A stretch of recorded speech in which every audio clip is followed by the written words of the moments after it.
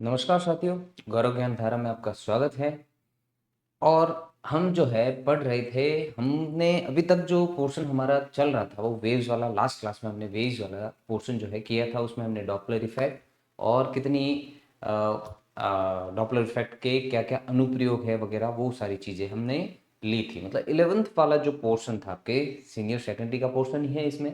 और 11th class का जो पोर्शन था जो मोस्टली मैकेनिज्म या डायनेमिक्स पे बेस्ड है, तो वो वाला हमने पोर्शन कर लिया था। अभी हम चल रहे हैं आपके 12th क्लास की तरफ। जो आपके जो भी सिलेबस है उसमें 12th क्लास का जो पोर्शन है उसकी तरफ हम चल रहे हैं। और वो जो पोर्शन है हम कौन सा ले रहे हैं, अब कहाँ सबसे पहली जो यूनिट वाला पोर्शन है हमारे है इलेक्ट्रोस्टैटिक, जिसको हम स्थिर वैद्युत की कहते हैं। क्या कहते हैं? इलेक्ट्रोस्टैटिक और स्थिर वैद्युत की। तो ये वाला पोर्शन हम स्टार्ट कर रहे हैं। अब देखिए इसमें इलेक्ट्रिक वाला पोर्शन जो है हम स्टार्ट कर रहे हैं। अभी तक हमने डायनेमिक्स वाला और मैकेनिक्स वाला पोर्शन जो है वो, काइनेमेटिक्स वाला जो हम कह सकते हैं वो वाला पोर्शन हमने लिया था, गतिकी वाला, है ना। और अब हम चल रहे हैं इलेक्ट्रिक वाले पोर्शन की तरफ। जो सबसे पहली जो इसकी यूनिट है वो है इलेक्ट्रोस्टैटिक। इससे आप भली भांति वाकिफ हो। इलेक्ट्रोस्टैटिक क्या है स्थिर वैद्युत की, क्योंकि 12th में भी देखे तो फर्स्ट जो है यही यूनिट है। अगर 12th की पहली यूनिट अगर हम देखें तो वो यही है, इलेक्ट्रोस्टैटिक, है ना। अब इलेक्ट्रोस्टैटिक क्या है? ये भी फिजिक्स की ही या भौतिक विज्ञान की एक शाखा है ना, जिसमें हम क्या करते हैं। अब देखो इस वर्ड को अगर हम देखें तो इलेक्ट्रोस्टैटिक, इसको अगर हम दो पार्ट में डिवाइड करें तो दो पार्ट हमको यहाँ पे मिलेंगे। एक तो इलेक्ट्रो है और दूसरा स्टैटिक है। इलेक्ट्रो वर्ड किसके लिए यूज किया जाता है और स्टैटिक वर्ड किसके लिए यूज किया जाता है? तो यहाँ पे देखो इलेक्ट्रो जो है वो चार्ज या आवेश के लिए यूज किया जाता है। स्टैटिक का मतलब होता है स्टेशनरी पोजिशन या रेस्ट पोजिशन।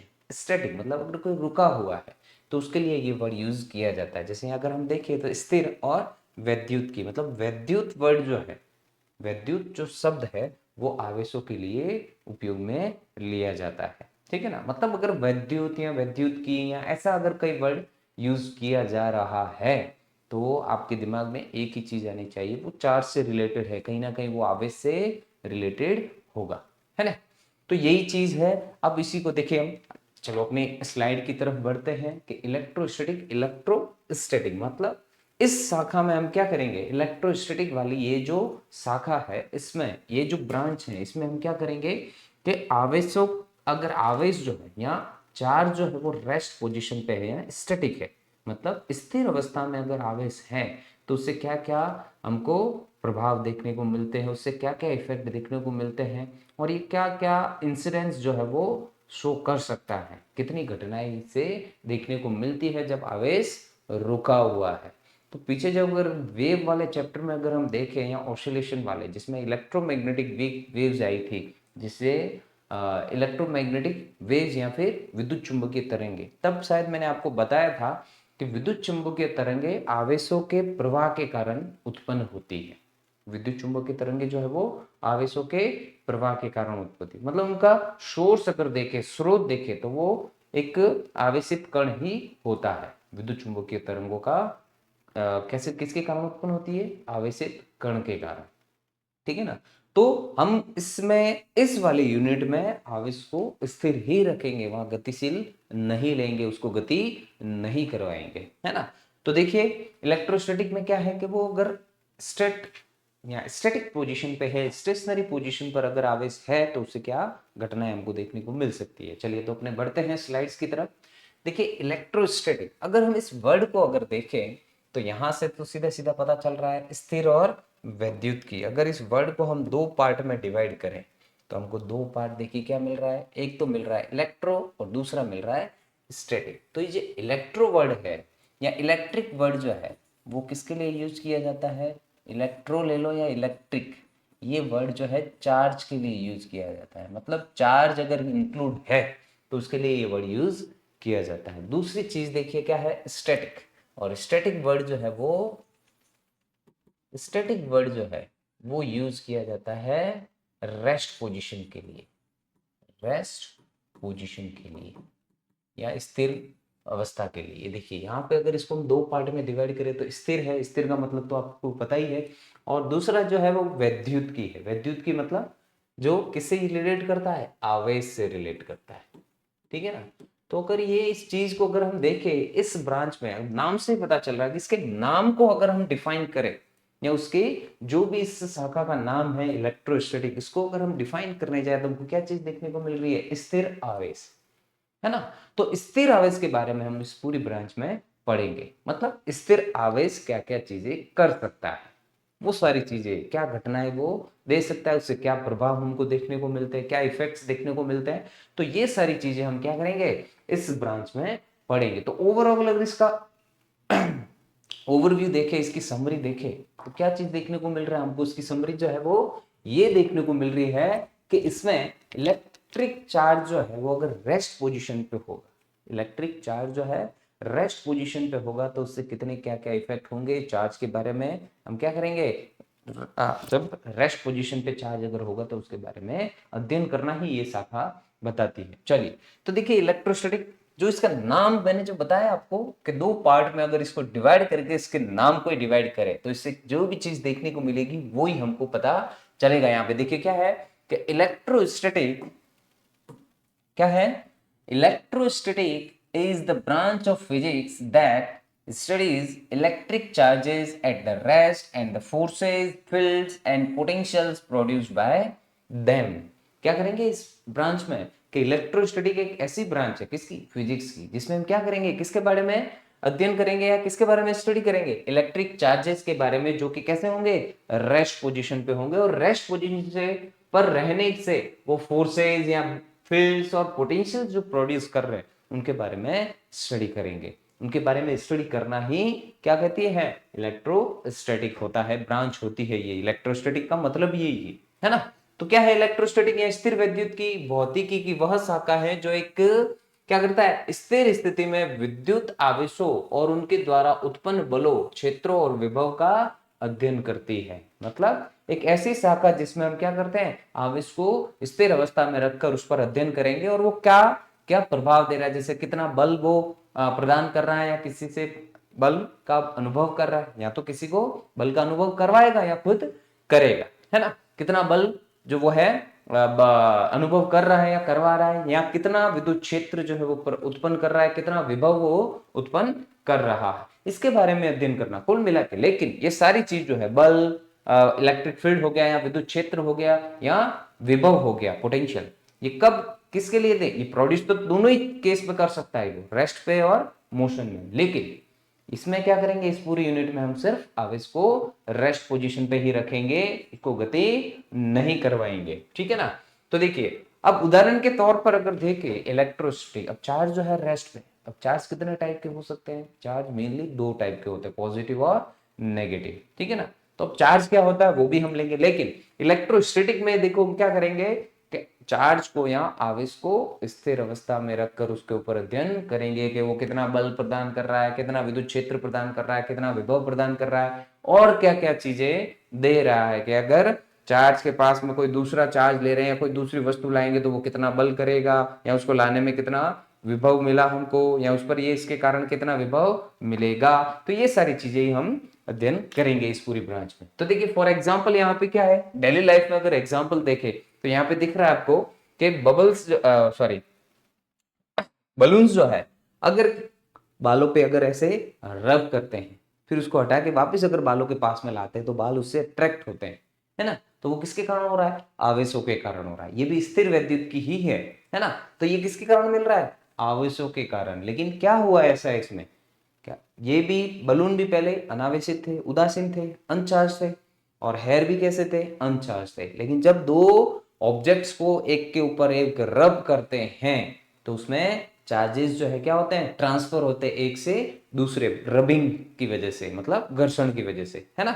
तो उससे क्या है, आवेश जो है, कुछ इलेक्ट्रॉन जो है एक ऑब्जेक्ट से दूसरे ऑब्जेक्ट में ट्रांसफर होते हैं, तो एक पॉजिटिवली चार्ज हो जाता है और दूसरा नेगेटिवली चार्ज होता है। ये आवेशन का तरीका है, मतलब हम किसी भी ऑब्जेक्ट को कैसे चार्ज कर सकते हैं, ये इसके टाइप्स है, वो भी हम पढ़ेंगे आगे। तो देखिए अगर when you rub a comb on dry hair and bring it near small paper pieces, the comb attracts them due to electrostatic charge. कंघी कंघी करते हैं हम सब, ठीक है ना, वही चीज। देखिए जब आप सूखे बालों पर कंघी रगड़ते हैं और उसे छोटे कागज के टुकड़ों के पास लाते हैं तो स्थिर विद्युत आवेशों के कारण कंघी उन्हें आकर्षित करती है। क्यों करती है? कि कंघी जो कर रहे हो आप, रब कर रहे हो उस बालों पे, अपने बाल कैसे हैं? सिल्की। तो जब भी किसी सिल्क ऑब्जेक्ट से, मतलब सिल्की ऑब्जेक्ट से या सिल्की वस्तु से, है ना, सिल्की ऑब्जेक्ट से अगर किसी ऑब्जेक्ट को, दूसरे ऑब्जेक्ट को रब करते हो आप, मतलब उसमें घर्षण अगर देते हो, तो उस रबिंग की वजह से क्या होता है, कुछ इलेक्ट्रॉन्स जो है एक ऑब्जेक्ट से दूसरे ऑब्जेक्ट में ट्रांसफर होते हैं, ठीक है ना। तो एक ऑब्जेक्ट से दूसरे ऑब्जेक्ट में इलेक्ट्रॉन्स जो है वो ट्रांसफर होंगे, तो जिससे इलेक्ट्रॉन ट्रांसफर हुए, जिसपे गए वो नेगेटिवली चार्ज, और जहां से गए वो पॉजिटिवली चार्ज हो जाता है। अब दोनों में अपोजिट चार्ज हो गया, तो दोनों एक दूसरे को क्या करते हैं, अट्रैक्ट करते हैं, क्योंकि अपोजिट चार्जेस एक दूसरे को अट्रैक्ट करते हैं और सेम चार्जेस जो है वो रिपेल करते हैं, मतलब विपरीत आवेश जो है एक दूसरे को आकर्षित करते हैं और समान आवेश जो है एक दूसरे को प्रतिकर्षित करते हैं, ठीक है ना। तो जब कंघी करते हैं तो कई बार आपने अगर देखा होगा, चलो हमारे तो छोटे बाल होते हैं, लेकिन लेडीज के हेयर जब वो बाल सूखे बालों में अगर कंघी डालते तो कुछ साउंड भी आपको, एक जैसे पॉप पॉप का साउंड भी सुनाई देता है, पट पट करके ऐसे हल्का सा, तो वो भी इलेक्ट्रिक चार्जेस के कारण, विद्युत आवेशों के कारण ही वो साउंड आपको सुनाई देता है, ठीक है ना। तो देखिए अब यही चीज, अब जैसे ये है, इस ऑब्जेक्ट को भी अगर मैं अपने बालों पे रब करता हूं और अगर छोटे ऑब्जेक्ट, कोई कागज का टुकड़ा अगर पड़ा है, तो वो उसको ये क्या करेगा, अट्रैक्ट करेगा। अब वो कितनी थोड़ी देर के लिए करता है, क्योंकि जितना आपने रब किया, जितने चार्जेस उसमें आए, तो वो न्यूट्रल ऑब्जेक्ट को अपनी ओर क्या करता है, अट्रैक्ट करता है, मतलब उदासीन वस्तु को अपनी ओर अट्रैक्ट करता है। जो अनचार्ज, अनावेशित वस्तु जो है उसको अपनी ओर अट्रैक्ट करता है। क्यों करता है अनावेशित वस्तुओं को अट्रैक्ट? उसमें चार्ज तो थे नहीं, लेकिन आपने क्या किया, उसको जब उसके टच करवाया, उसके पास में ले गए, तो कुछ आवेश जो है बिना टच किए भी, जिसको हम इंडक्शन कहते हैं, इंडक्शन को हिंदी में बोलते हैं, अभी चलो याद आ जाएगा। इंडक्शन जो है, इंडक्शन के कारण कुछ चार्जेस उसमें ट्रांसफर होते हैं, है ना। और ये अगर पॉजिटिवली चार्ज है तो नेगेटिवली चार्ज उसकी तरफ आता है, और नेगेटिव पॉजिटिव जब आप उसको उसके पास में ले जाते हैं, तो उस पॉजिटिव चार्जेस की वजह से या उसके अंदर जो नेगेटिव चार्ज इससे अट्रैक्ट हो रहे हैं उसके कारण वो इससे चिपकता है, अट्रैक्ट होता है, ठीक है ना। तो इसके कारण ये भी किसके कारण हो रहा है, आवेशों के कारण ही हो रहा है। कौन से? विद्युत आवेश, है ना। तो देखिए जब सूखे कंगों पर, सूखे बालों पर कंघी रगड़ते तो रगड़ते हैं, तब भी क्या होता है, उस पर आवेश जो है वो उत्पन्न होते हैं। तो बात आती है विद्युत आवेश होता क्या है? भाई आवेश आ रहा है, जैसे रब करने से या जो भी है कंघी रगड़ने से क्या हो रहा है, उसमें कुछ ना कुछ आवेश जो है उत्पन्न हो रहे हैं, लेकिन पहले से आवेश नहीं थे, अब आवेश उत्पन्न हुए। तो यही चीज है कि किसी भी वस्तु में आवेश विलगित रूप में उसके अंदर हो सकते हैं, लेकिन उनको एक्साइटेड फॉर्म में कैसे ला सकते हैं हम, मतलब उनको उत्तेजित अवस्था कैसे दे सकते हैं, तो वो बाय रब करके या किसी आवेशित वस्तु को उससे टच करके या फिर इंडक्शन से भी हम क्या कर सकते हैं, उसको आवेश प्रदान कर सकते हैं, ठीक है। तो आवेशन के तरीके भी हम लेंगे, लेकिन पहली चीज ये है कि आवेश है क्या, है ना। विद्युत आवेश, आवेश क्या है, जैसे अभी हमने कंघी को लिया था, उसमें कुछ आवेश जो है, कुछ इलेक्ट्रॉन उसमें से एक वस्तु से दूसरे वस्तु में ट्रांसफर होते हैं, है ना। कुछ आवेश जो है, इलेक्ट्रॉन जिनको बोलते हैं, इलेक्ट्रॉन जिनको बोल रहे हैं, इलेक्ट्रॉन नेगेटिवली चार्ज है, प्रोटॉन ले तो पॉजिटिवली चार्ज है, वो टाइप हो गए। तो ये आवेश एक्चुअल में होता क्या है, तो आवेश किसी भी वस्तु पर एक ऐसी प्रॉपर्टी होती है, किसी भी ऑब्जेक्ट की वो प्रॉपर्टी होती है जो हर किसी पे हो जरूरी नहीं, है ना। क्योंकि सारे जो है मैटर अगर देखे तो चार्ज हो सकते हैं, नहीं हो सकते, डिपेंड करता है कि भाई सारे चार्ज नहीं हो सकते, है ना। अब हर किसी पे ये प्रॉपर्टी नहीं हो सकती, किसी किसी पे होगी, जिस पे होगी वो फोर्स फील करेगा या करवाएगा, जिस पे नहीं होगी तो वो सिर्फ फोर्स फील करेगा, करवा नहीं सकता, क्योंकि न्यूट्रल ऑब्जेक्ट है। तो उसको अगर हम चार्ज प्रोवाइड करना चाहे, अब हो सकता है किसी किसी पे आए ना, अनचार्ज ऑब्जेक्ट भी तो होते हैं जो चार्ज हो ही नहीं सकते, जिसका कोई इफेक्ट चार्ज से इस पर नहीं पड़ता, है ना। तो जरूर नहीं है कि प्रॉपर्टी हर किसी पे हो, तो एक ऐसी प्रॉपर्टी होती है किसी भी ऑब्जेक्ट के कारण कि अगर ये प्रॉपर्टी है तो वो किसी को बल या तो महसूस करवा सकता है या खुद महसूस करेगा, या तो खुद फील करेगा, या किसी को करवाएगा, या तो खुद फिल करेगा या किसी को करवाएगा। किसके कारण? तो ये प्रॉपर्टी के कारण होता है। अब वो प्रॉपर्टी है तो फोर्स फिल करेगा या करवाएगा। अब ये प्रॉपर्टी नहीं है तो हो सकता है कि फोर्स फिल करवाए या ना करे, ठीक है ना। तो इलेक्ट्रिक चार्ज क्या है या विद्युत आवेश क्या होता है? विद्युत आवेश किसी भी वस्तु का वह गुण है जिसमें किसी अन्य आवेशित वस्तु के पास रखने पर बल महसूस होता है, विद्युत आवेश कहलाता है। मतलब ये किसी भी वस्तु का वह गुण है जिसमें किसी अन्य आवेशित वस्तु को अगर उसके पास में रखा जाए या उसको अन्य वस्तु के पास में ले जाया जाए तो वो क्या करता है? एक बल का अनुभव करता है ना। बल का क्या करता है? अनुभव करता है। या तो अनुभव करेगा या किसी को करवाएगा। जैसे आवेशित वस्तु ला रहे हैं तो जरूर थोड़ी वो ही अनुभव करेगा, ये भी तो उसको आवेशित है ना बहुत भी, तो ये भी क्या कर सकता है? उसको बल का अनुभव करवा सकता है। तो विद्युत आवेश क्या होता है? किसी भी वस्तु का वह गुण है जिसमें वो क्या कर सकता है? बल का अनुभव करवा सकता है। कब? जब दूसरी वस्तु को उसके पास में लाया जाता है, ठीक है ना। तो वो बल का क्या करता है? बल का अनुभव करता है, बल महसूस करता है। तो उस प्रॉपर्टी के कारण ही करता है। अगर वो प्रॉपर्टी नहीं हो उसमें या गुण नहीं हो तो क्या ये करेगा? बल का अनुभव नहीं करेगा। तो ये बल का अनुभव जो है, अब ये बल कौन सा है? ये भी विद्युत बल कहलाएगा, क्योंकि आवेशों के कारण ही ये बल का अनुभव कर रहा है। आवेशों के कारण ये क्या कर रहा है? बल का अनुभव करता है। अगर आवेश नहीं है तो बल का अनुभव भी नहीं करेगा। तो ये क्या है? एक गुण है। विद्युत आवेश क्या है? अब विद्युत आवेश कई लोग यही समझते हैं इलेक्ट्रॉन प्रोटॉन वही विद्युत आवेश है, लेकिन इलेक्ट्रॉन और प्रोटॉन भी आवेशित कण है। उन पर आवेश, उन पर भी ये प्रॉपर्टी है। इसीलिए प्रोटॉन के चारों तरफ इलेक्ट्रॉन, क्योंकि प्रोटॉन न्यूक्लियस में होता है और इलेक्ट्रॉन उसके चारों तरफ क्या करता है? कुछ न कुछ घूर्णन करता है ना। सर्कुलर रोटेशन करता है कि नहीं करता है? इलेक्ट्रॉन जो है वो उसकी ऑर्बिट्स में मूव करता है ना। तो वो किसके कारण कर रहा है? इसी आवेश के कारण, इसी प्रॉपर्टी के कारण। अगर इन दोनों में ये प्रॉपर्टी नहीं होती तो इलेक्ट्रॉन जो है वो गति, सर्कुलर मोशन नहीं करता, ऑर्बिट में, कक्षाओं में वो परिक्रमण नहीं करता।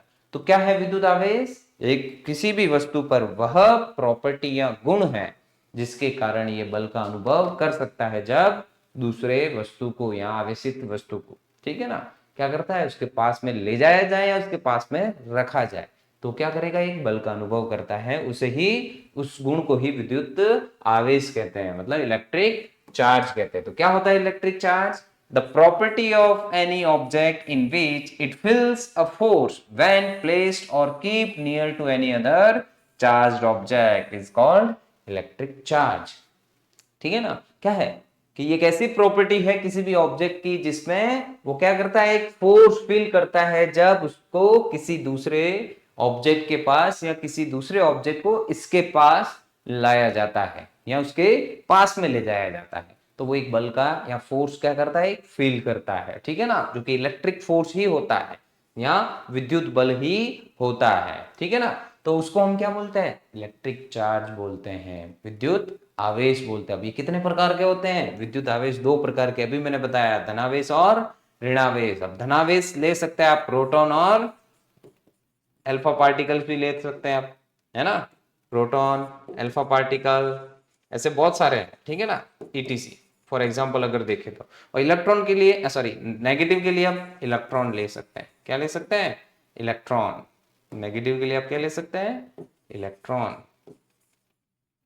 क्योंकि इलेक्ट्रॉन पर नेगेटिव चार्ज होता है ना। इलेक्ट्रॉन पर कितना चार्ज होता है? कितना आवेश होता है? नेगेटिव होता है। और प्रोटॉन पर पॉजिटिव चार्ज होता है।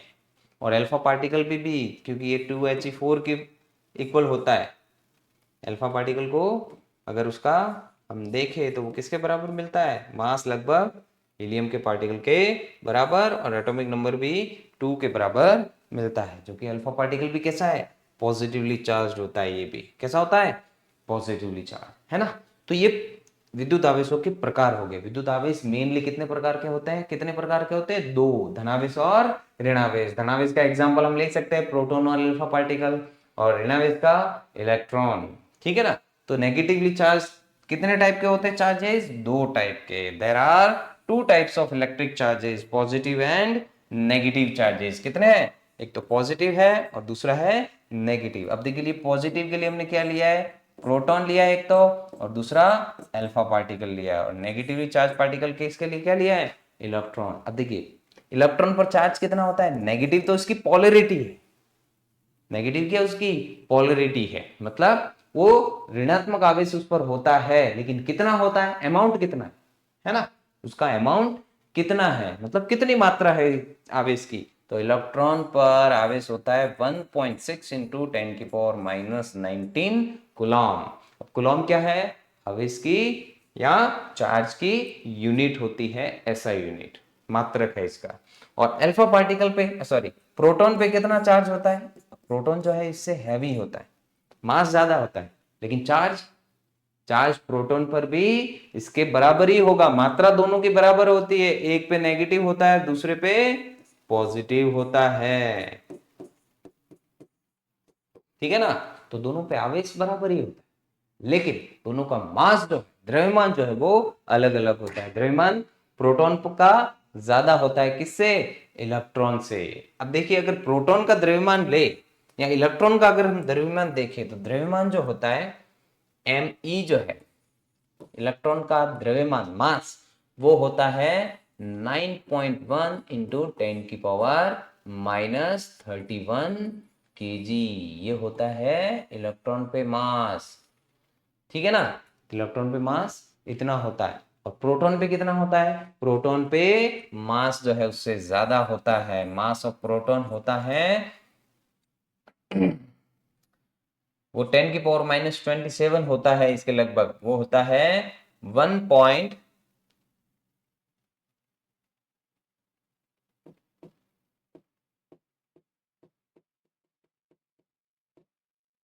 मिनट।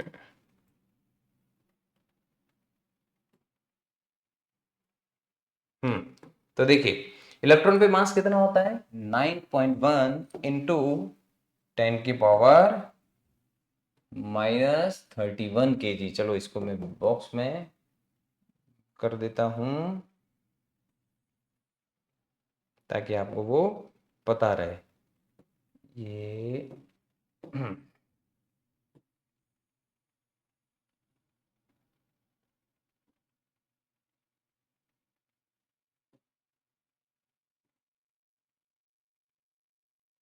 चलिए, तो ये होता है, हाँ कितने टाइप के आवेश। अब देखो ये कंगे वाला मैंने आपको बताया था, अगर देखो जैसे ऐसा नहीं है सिर्फ बालों में अगर रगड़ोगे तो ही आपको वहां पे मिलेगा ये आवेश, ठीक है ना। अभी उसी कंगे को बालों में रगड़ने के बाद, सूखे बालों में रगड़ने के बाद जो जितने भी आवेश उस पर आए हैं, तो उस कंगे को अगर आप किसी छोटे छोटे कागज के टुकड़ों के पास ले जाओगे, तो कागज के टुकड़ों को भी क्या करेगा, अपनी ओर अट्रैक्ट करेगा। आप यहाँ पे देख रहे हो, आपको दो बलून दिख रहे हैं, अब दो बलून जो है बाल के उसको क्या कर रहे हैं, अट्रैक्ट कर रहे हैं, क्योंकि बाल बलून को पहले रगड़ा है, तो बाल से कुछ इलेक्ट्रॉन जो है क्या होंगे, उस बलून में ट्रांसफर हुए होंगे, ठीक है ना। तो ये पॉजिटिवली और ये नेगेटिवली चार्ज हुए होंगे, तो दोनों एक दूसरे को क्या कर रहे हैं, फिर विपरीत आवेश जो है एक दूसरे को क्या करते हैं, अट्रैक्ट करते हैं, ठीक है ना। चलिए स्क्रीनशॉट ले लीजिए इसका।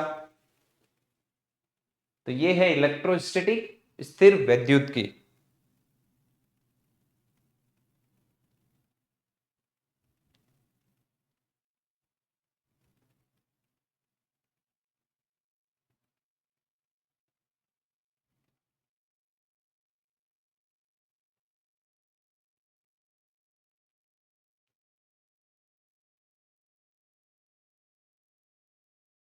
चलिए, तो विद्युत आवेश जो है या इलेक्ट्रिक चार्जेस जो है दो टाइप के होते हैं, कौन कौन से, एक तो है देखिए कौन सा, इलेक्ट्रॉन जो कि नेगेटिवली चार्ज है, और दूसरा जो है वो प्रोटॉन या अल्फा पार्टिकल भी हम ले सकते हैं, जो कि पॉजिटिव चार्ज का एग्जाम्पल है, मतलब धन आवेश का। अब देखिए इलेक्ट्रॉन पर आवेश कितना है, नेगेटिव है, और इस पर पॉजिटिव चार्ज है, मतलब पोलैरिटी दोनों की अलग अलग है ना, एक पॉजिटिव और एक नेगेटिव, लेकिन अमाउंट अगर देखें तो दोनों पे क्या रहता है, सेम रहता है, जितना इलेक्ट्रॉन पे होगा उतना ही प्रोटॉन पे भी चार्ज होगा। अब देखिए प्रोटॉन जो है इलेक्ट्रॉन से हैवी होता है ना, क्योंकि प्रोटॉन जो है वो इलेक्ट्रॉन से हैवी होता है, क्यों, क्योंकि उसका मास जो है उससे सॉरी इलेक्ट्रॉन के मास से प्रोटॉन का मास क्या रहता है, ज्यादा। अब देखिए इलेक्ट्रॉन का मास तो इतना है, प्रोटॉन का मास होता है, अरे यहाँ पे लिखा था मैंने, कहा नहीं लिखा।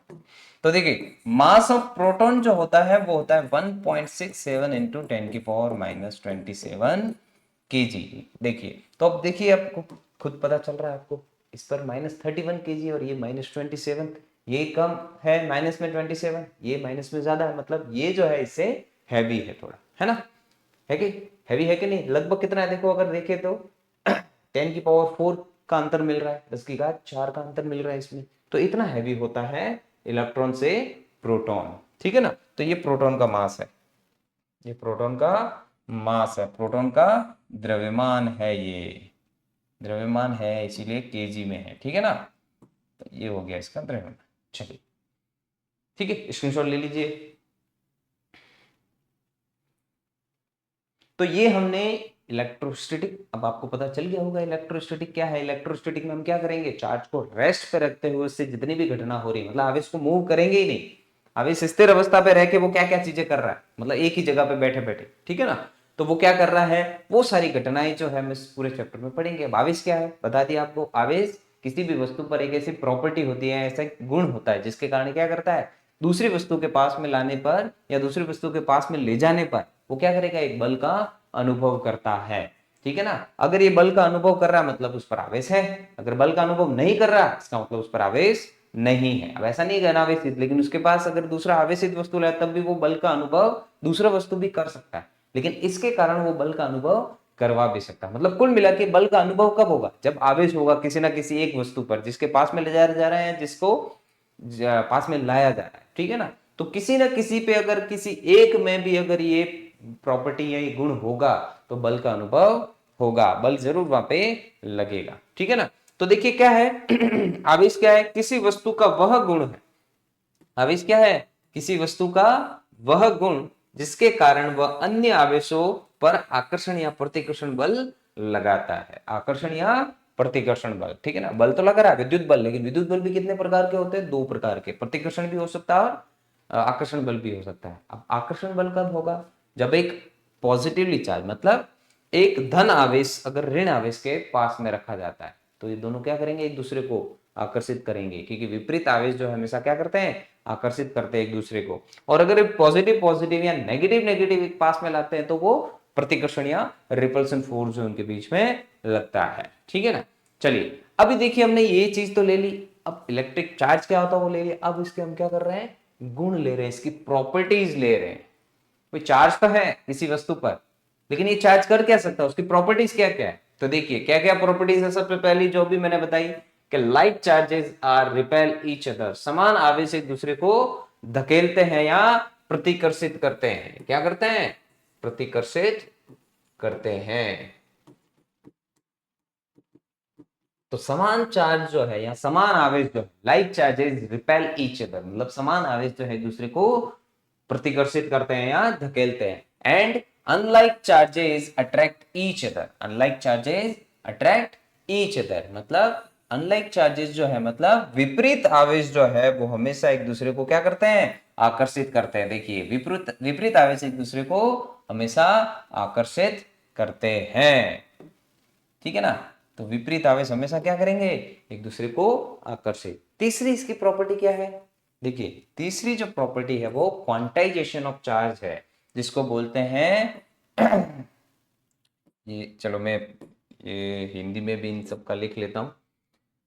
क्वांटाइजेशन ऑफ चार्ज के आवेशों का क्वांटीकरण, आवेशों का क्वांटीकरण। अब देखिए लाइक चार्जेस अनलाइक चार्जेस ये तो सबको पता है, लेकिन मेन यहाँ पे ये प्रॉपर्टीज चालू होती है कि ये प्रॉपर्टीज क्या है, तो ये है आवेशों का क्वांटीकरण, क्वांटीकरण, ठीक है। इसको बोलते हैं कंजर्वेशन को आवेशों का संरक्षण, आवेशों का संरक्षण, आवेशों का संरक्षण।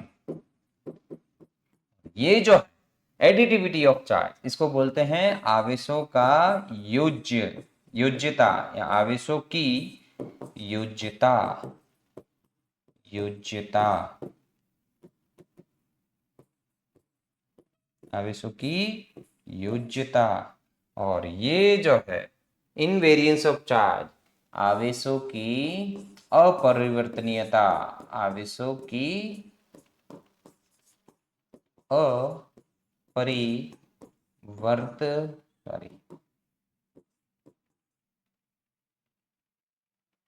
आवेशों की अपरिवर्तनीयता। ठीक है ना। देखिए अब ये दो प्रॉपर्टी ये तो हमने ले ली। अब नेक्स्ट क्या है, क्वांटाइजेशन ऑफ चार्ज। आवेशों को क्वांटीकरण क्या होता है कि किसी भी वस्तु में या किसी भी ऑब्जेक्ट में जो चार्जेस होंगे ना वो हमेशा किस फॉर्म में रहेंगे, Q equal to N E की फॉर्म में रहेंगे। मतलब आवेश हमेशा Q equal to N e के रूप में होता है। Charge is always in the form of Q equal to N E. मतलब in the form of Q equal to N e का मतलब क्या है कि कोई भी हम ऑब्जेक्ट ले रहे हैं, ये जैसे कोई ऑब्जेक्ट ले लिया, अब इसमें पॉजिटिव भी हो सकते हैं चार्ज और नेगेटिव भी हो सकते हैं, है ना। दोनों टाइप के चार्जेस इसमें हो सकते हैं, पॉजिटिव भी हो सकते हैं और नेगेटिव अंदर विलगित रूप में है ना। तो इस पर जो भी चार्जेस रहेंगे वो किसकी फॉर्म में रहेंगे, Q equal to plus minus N ई की फॉर्म में रहेगा। मतलब कि किसी भी वस्तु के अंदर जो कुल आवेश है Q, वो इलेक्ट्रॉन पर आवेश का क्या होगा, इलेक्ट्रॉन पर आवेश के अगर हम देखें तो इंटीग्रल मल्टीपल्स की फॉर्म में रहेगा। मतलब पूर्ण गुणज के रूप में, मतलब इलेक्ट्रॉन पर जितना आवेश है उसके पूर्ण गुणज के रूप में ही रहेगा। कहने का मतलब यहां पे ये चीज कह रहे हैं कि इलेक्ट्रॉन पर चार्ज कितना होता है 1.6 इंटू 10 की पावर माइनस 19। तो किसी भी वस्तु पर, जो भी वस्तु हम ले रहे हैं जिसमें बहुत सारे चार्जेस हैं, चाहे वो पॉजिटिव हो या नेगेटिव हो, तो उस पर जो भी चार्जेस होंगे या तो 1 इंटू इलेक्ट्रॉन के चार्ज के बराबर, या फिर 2 इंटू इलेक्ट्रॉन के चार्ज के बराबर, या फिर 3 इंटू मतलब n इंटू 1.6 इंटू 10 की पावर माइनस, मतलब इलेक्ट्रॉन पर जो भी आवेश है उसके पूर्ण गुणज के रूप में ही रहेंगे। आपको कभी ऐसा देखने को नहीं मिलेगा कि 1/2 इंटू ई, ये नहीं देखने को मिलेगा। मतलब यहां तो होगा 1.6 या फिर होगा 3.2 या फिर 4.8, मतलब इलेक्ट्रॉन के ही गुणज के रूप में होगा। इलेक्ट्रॉन पर चार्ज देखो 1.6 होता है, तो एक अगर इलेक्ट्रॉन है या प्रोटॉन है तब तो 1.6, दो हो गए तो 3.2, तीन होंगे तो 4.8। ऐसे ही उसके पूर्ण गुणज के रूप में ही इलेक्ट्रॉन हमेशा आपको मिलते रहेंगे। इसी को बोलते हैं आवेशों का क्वांटीकरण। आवेशों का क्वांटीकरण मतलब आवेश जो है कभी भी ऐसा नहीं है कि डेड इलेक्ट्रॉन मिल गया इसमें 2.5 इलेक्ट्रॉन है, वो नहीं मिलेगा आपको। क्या मिलेगा, आवेश जो है वो हमेशा Q equal to N E, मतलब इलेक्ट्रॉन पर जो आवेश है उसी के गुणज के रूप में हमको हमेशा किसी भी वस्तु पर आवेश मिलेगा। ठीक है ना। तो इलेक्ट्रॉन पर जो भी आवेश होगा उसी के पूर्ण गुणज के रूप में हमको आवेश मिलेगा। ऐसा नहीं कि कभी इलेक्ट्रॉन का आधा चार्ज आपको मिल जाए, ये नहीं होगा। ठीक है ना। तो इसी का मतलब है आवेशों का क्वांटीकरण। देखिए अब नेक्स्ट क्या है, कंजर्वेशन ऑफ चार्ज। ये आपको भी पता है, सबको पता है ये कि आवेशों का संरक्षण, क्योंकि आवेश खुद एक ऊर्जा का रूप है। आवेश क्या है, ऊर्जा का ही रूप है। ऊर्जा हमेशा कैसे रहती है, संरक्षित रहती है। तो आवेश भी हमेशा कैसे रहेंगे, संरक्षित रहेंगे। मतलब आवेश जहां तो बना सकते हैं हम, ना ही मिटा सकते हैं। ठीक है ना। अब जैसे आवेशित वस्तु कोई होती है तो विलगित रूप में आवेश उसके अंदर रहते हैं, लेकिन उनको एक्साइटेड फॉर्म में हम लाते हैं तो वो आवेशित हो जाती है, वो पॉजिटिवली है या नेगेटिवली है ना। और वही अगर उसमें से आवेश लेंगे तो किसी ना किसी और को ट्रांसफर होंगे, है ना, या फिर वो जो है अनचार्ज हो जाएगा। अनचार्ज हो जाएगा मतलब अनचार्ज का मतलब अनावेशित हो जाएगा। लेकिन क्या उसके अंदर आवेश नहीं है लेकिन उनको एक्साइटेड फॉर्म में हम कैसे ला रहे, रब करके या कैसे भी उसको एक्साइटेड फॉर्म में हम ला सकते हैं। तो charge neither be created nor be destroyed. ठीक है ना। आवेश ना तो उत्पन्न किया जा सकता है न नष्ट, केवल स्थानांतरित किया जा सकता है। यही मैंने आपको बताया। आवेश क्या कर सकते हैं, ट्रांसफर, किसी से आया और किसी को वापस दिया। लेकिन ऐसा नहीं है कि आवेश को हमने उत्पन्न कर सकते हैं, ना ही क्या कर सकते हैं, मिटा सकते हैं। ठीक है ना। तो आवेश हमेशा कैसा रहता है, संरक्षित रहता है, और चार्ज जो है ऑलवेज कंजर्व रहता है। ठीक है ना। देखिए नेक्स्ट क्या है इसमें के एडिटिविटी ऑफ चार्जेस है। क्या है, एडिटिविटी ऑफ चार्ज। अब देखिए कंजर्वेशन ऑफ चार्ज का मैं एक एग्जांपल बता देता आपको कि मान लेते हैं दो एक वस्तु ली, एक ये एक ये, ठीक है ना। अब इसमें दो चार्जेस थे और इसमें चार थे। अब दोनों को कांटेक्ट में ले लिया हमने, तो कांटेक्ट में लेंगे तो क्या होगा, जो ज्यादा वाला है वो कुछ उसको ट्रांसफर करेगा, करेगा ना। तो अब ये इसको कुछ ट्रांसफर करेगा। अब कितना करेगा, चार और दो कितने हो गए, छह, छह का हाफ कर दो, दो वस्तु है ना, एवरेज निकाल दो इन दोनों का, 6 का आधा मतलब 3, तो दो पे कितना आ जाएंगे, 3 आ जाएंगे, मतलब एक इलेक्ट्रॉन ये क्या करेगा इसको, या एक आवेश जो इसको ये ट्रांसफर करेगा, तो दोनों पे कितने आ जाएंगे, 3 आ जाएंगे। ठीक है ना। तो अगर इस सिस्टम को अगर देखें, दो हमने वस्तु ली थी, दो वस्तु ली थी ना हमने, एक ये पहली वाली और ये दूसरी वाली, इस पर 2 थे, इस पर 4 थे, और बाद में जब कांटेक्ट में लाया तो दोनों में कितने हो गए, 3 हो गए, है ना। तो एक 4 वाले ने क्या किया, जिस पर 4 इलेक्ट्रॉन थे या 4 आवेश थे, वो उसने एक इसको ट्रांसफर कर दिया, है ना। तो ट्रांसफर किया, अगर टोटल अगर इस सिस्टम का देखें तो 4 और 2 6 पहले भी थे, और अब भी कितने, 3 और 3 6 है। तो क्या चार्जेस यहाँ पे कुछ खत्म हो रहे हैं, नहीं, सिर्फ स्थानांतरित हो रहे। इसी को बोलते हैं कंजर्वेशन ऑफ चार्ज। तो चार्ज हमेशा क्या रहता है, कंजर्व रहता है, सुरक्षित रहता है। ठीक है ना। चलिए, तो ये था हमारे कंजर्वेशन ऑफ चार्ज। अब देखिए नेक्स्ट क्या ले रहे हैं हम, एडिटिविटी ऑफ चार्जेस, आवेशों की योज्यता।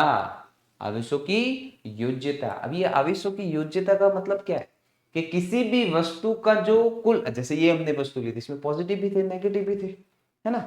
तो इस पर टोटल चार्ज कितना होगा भाई, जो पॉजिटिव कितने दिख रहे हैं आपको, 3, नेगेटिव कितने, 4, तो 3 पॉजिटिव थे, है ना, और नेगेटिव कितने हैं इसमें, 4 है। इन दोनों को अगर टोटल करें तो कितने मिल जाएंगे हमको, -1, मतलब इस वस्तु पर टोटल नेट चार्ज कितना है, -1 है। वैसे बहुत सारे हैं, लेकिन नेट चार्ज अगर देखें तो कितना है, -1 मिलेगा। कितना मिलेगा, -1। इसी को कहते हैं एडिटिविटी ऑफ चार्जेस, कि किसी भी वस्तु के अंदर या किसी भी वस्तु का जो कुल आवेश होगा, तो उसमें जितने भी आवेश उसमें अंदर उपस्थित हैं, उन सब आवेशों के बीजगणितीय योग के बराबर उसका कुल आवेश होगा। तो इसका अगर बीजगणितीय योग करें तो 4 नेगेटिव थे और 3 पॉजिटिव थे, तो 4 नेगेटिव 3 पॉजिटिव, कितना मिल गया, -1। तो ये है, इसी प्रॉपर्टी को हम बोलते हैं आवेशों की योज्यता। तो क्या कह रहे हैं यहाँ पे देखो, the total charge of any system is equal to the algebraic sum of all the charges present in the system. कि इस सिस्टम में जो भी हम सिस्टम ले रहे हैं, जो निकाय लिया हमने, इसमें देखो पॉजिटिव चार्जेस भी है और नेगेटिव चार्जेस भी है, तो इस पर कुल आवेश कितना है, -1 मिला हमको, है ना। क्या मिला है, -1। अब वो -1 कूलम में, मतलब कुछ ना कुछ चार्जेस जो हमेशा कूलम में मिलेगी, तो -1 मिल रहा है, इसका मतलब देखो पॉजिटिव भी है और नेगेटिव भी, दोनों क्या करेंगे हम, ऐड कर रहे हैं। तो पॉजिटिव नेगेटिव जब दोनों साथ में ऐड होते हैं तो उसको हम इस नाम से यूज किया जाता है, एल्जेब्रिक सम, जिसको बीजगणितीय योग कहते हैं। क्या कहते हैं, बीजगणितीय योग। सीधा योग तो सब प्लस प्लस वाले प्लस कर दो, ऐड कर दो, ठीक है ना। लेकिन बीजगणितीय योग में प्लस भी और माइनस भी हो रहे, उसमें से कम ही है, लेकिन एक्चुअल में तो हम ऐड ही कर रहे हैं दोनों को। ये नेगेटिव चार्ज था और ये पॉजिटिव, है ना। तो टोटल कितना मिल रहा है हमको, नेट -1 मिल रहा है। इसी को बोलते हैं एडिटिविटी ऑफ चार्जेस, आवेशों की योज्यता। तो क्या होता है इसमें, कि किसी भी निकाय का कुल आवेश, किसी भी निकाय का कुल आवेश जो हमको मिल रहा है वो किसके बराबर मिलेगा, निकाय में मौजूद सभी आवेशों के बीजगणितीय योग के बराबर होगा। तो इस निकाय में जितने भी आवेश हैं, उन सभी आवेशों के बीजगणितीय योग के क्या होगा, बराबर होगा। तो ये मिल गया हमको। तो इसको बोलते हैं एडिटिविटी ऑफ चार्जेस, मतलब आवेश की, उसको आवेशों की योज्यता। आवेश जो है वो क्या है, योग भी उनका मिल सकता है, चाहे पॉजिटिव हो या नेगेटिव, ठीक है ना। क्योंकि अगर पॉजिटिव ही किसी को देते जा रहे हैं हम मतलब धन आवेश ही किसी को देते जा रहे हैं, तो उसमें आवेश बढ़ेंगे कि नहीं बढ़ेंगे, वो प्लस होते जाएंगे। और वही अगर पॉजिटिव दिए कुछ, फिर नेगेटिव आ रहा है, कुछ ट्रांसफर किया हमने, तो क्या होगा, जितने पॉजिटिव दिए और जितने हम नेगेटिव दिए, तो वो नेगेटिव पॉजिटिव से क्या कर देगा, डिफ्यूज हो जाएगा, और जितने पॉजिटिव आगे अगर एक्स्ट्रा है तो वो पॉजिटिव चार्ज उतना ही उसका मिलेगा, और नेगेटिव उसमें अगर ज्यादा दे दिए तो नेगेटिव चार्ज हो जाएगा वो, है ना। तो कुल आवेश जो है वो आवेशों की योज्यता के अकॉर्डिंग अगर हम देखें तो हमको कितना मिलेगा, उसके आवेशों के बीजगणितीय योग के बराबर मिलेगा, ठीक है ना। अब देखिए एक नेक्स्ट आपको दिख रहा है, लास्ट जो इसकी अगर प्रॉपर्टी देखें तो वो है इनवेरियंस ऑफ चार्ज। इसको हमने क्या बोला है, आवेशों की अपरिवर्तनीयता। अब आवेशों की अपरिवर्तनीयता का मतलब क्या है, आवेश जो है चेंज नहीं होता है, मतलब चार्ज जो है वो इनवेरियंस होता है, मतलब उसमें कोई वेरिएशन नहीं मिलता। तो इस प्रॉपर्टी का कहने का मतलब ये है कि ये इस वाली ब्रांच में हम क्या ले रहे हैं, आवेश को रेस्ट पे रख रहे हैं, है ना। तो इलेक्ट्रॉन है, तो इलेक्ट्रॉन पे चार्ज हमेशा कितना है, 1.6 × 10⁻⁻19 रहता है ना। और वही इलेक्ट्रॉन अगर गति करेगा तो क्या उस पर आवेश चेंज होगा, नहीं होगा। तो आवेश चाहे रेस्ट पे हो या मोशन कर रहा हो, चाहे वो गति कर रहा हो या स्थिर अवस्था में हो, उसका आवेश, किसी भी कण का जो आवेश है वो परिवर्तित नहीं होता है। यही है इस प्रॉपर्टी का कहने का मतलब कि क्या है ये, इनवेरिएंस ऑफ चार्ज, मतलब चार्ज जो है वो परिवर्तित नहीं होता, इनवेरिएंट रहता है, वेरिएशन उसमें देखने को नहीं मिलता, चाहे वो रेस्ट पोजीशन पे हो या फिर मूविंग हो, मतलब मोशन कर रहा हो। तो क्या है देखिए कि गतिमान या स्थिर होने पर आवेश की मात्रा अपरिवर्तित रहती है, चाहे गतिमान हो चाहे वो स्थिर अवस्था में हो, उसका आवेश अपरिवर्तनशील रहता है, मतलब परिवर्तित नहीं होता, अपरिवर्तित रहता है। ठीक है ना, तो आवेश पर कोई उसका फर्क नहीं पड़ता, कोई भी कण लो, कोई भी आवेशित कण लो, वो अगर गति कर रहा है या स्थिर अवस्था में है तो उसका आवेश जो है हमेशा अपरिवर्तित रहता है, कोई भी कण। ठीक है ना, तो the amount of charge the amount of charge is unchanged while it is moving or stationary, चाहे वो मूव हो या स्टेशनरी हो। ठीक है ना, मूविंग हो या स्टेशनरी हो, किसी भी ऑब्जेक्ट का जो चार्ज है वो हमेशा अनचेंज रहता है, वो उस पर कोई चेंज नहीं देखने को हमको मिलता है। चलिए स्क्रीनशॉट ले लीजिए इसका। तो ये थी प्रॉपर्टी, आवेशों के गुण।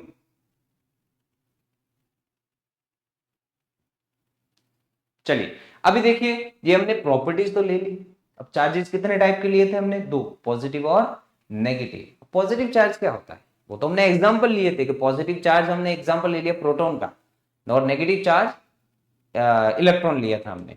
और क्या होता है चार्ज, प्रॉपर्टी होती है किसी भी ऑब्जेक्ट के पर, जिसके कारण वो क्या कर सकता है, फोर्स फील कर सकता है या किसी को करवा भी सकता है इस प्रॉपर्टी के कारण। जिस पे ये प्रॉपर्टी होगी, जिस भी ऑब्जेक्ट के पास में ले जा रहे हो या जिसके पास में ले जा रहे हो, जो पास में ला रहे हो, तो उन दोनों में से किसी एक पे भी अगर ये प्रॉपर्टी होगी तो कुछ ना कुछ फोर्स वहां पे हमको मिलेगा, क्योंकि अनचार्ज होगा तो कुछ वो बाय इंडक्शन जो है उस पर कुछ ना कुछ चार्ज मिल जाएगा।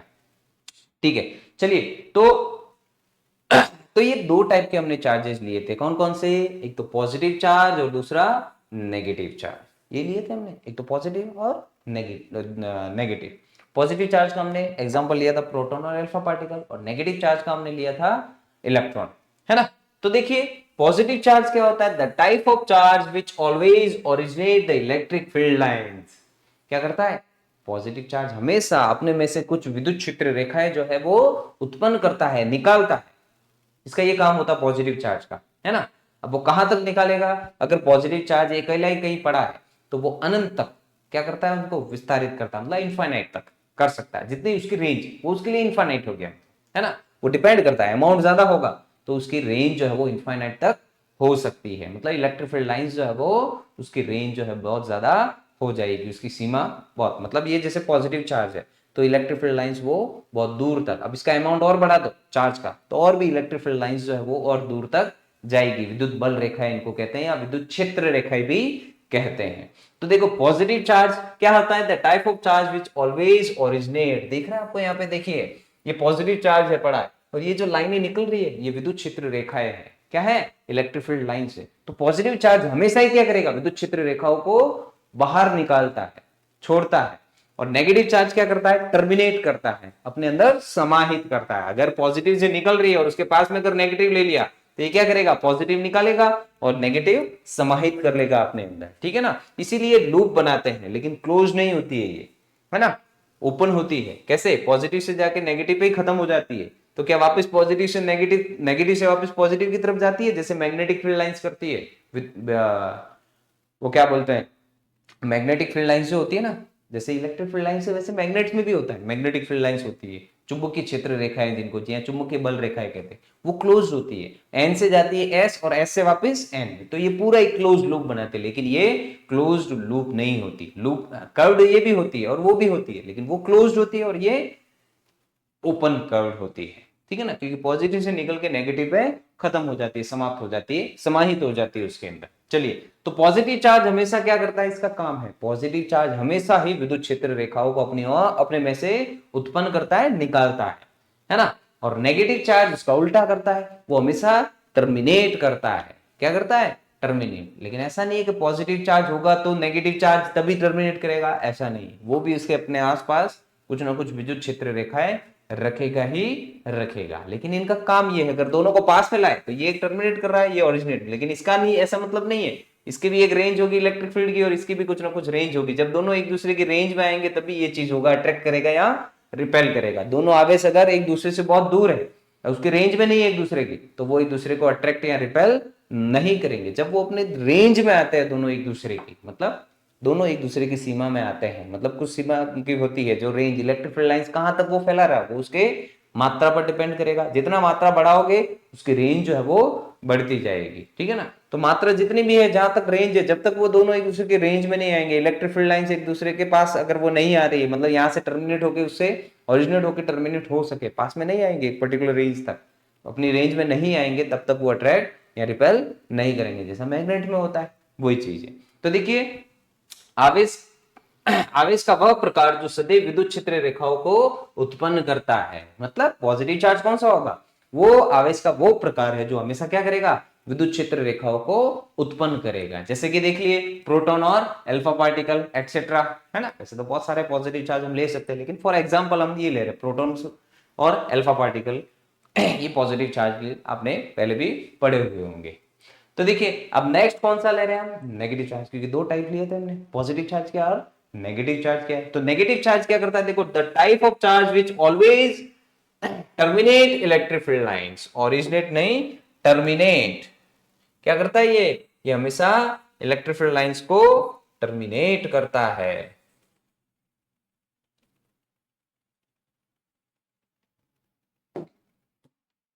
ऑलवेज टर्मिनेट, सॉरी,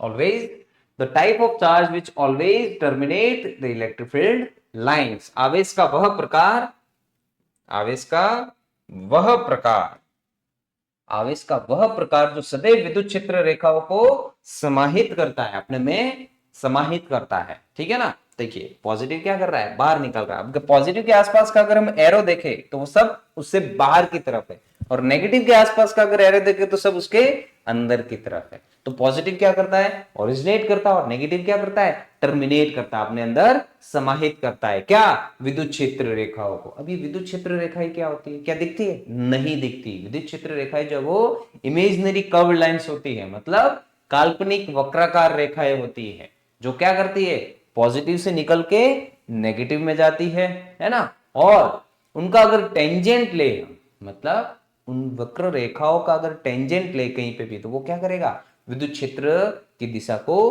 प्रदर्शित करता है।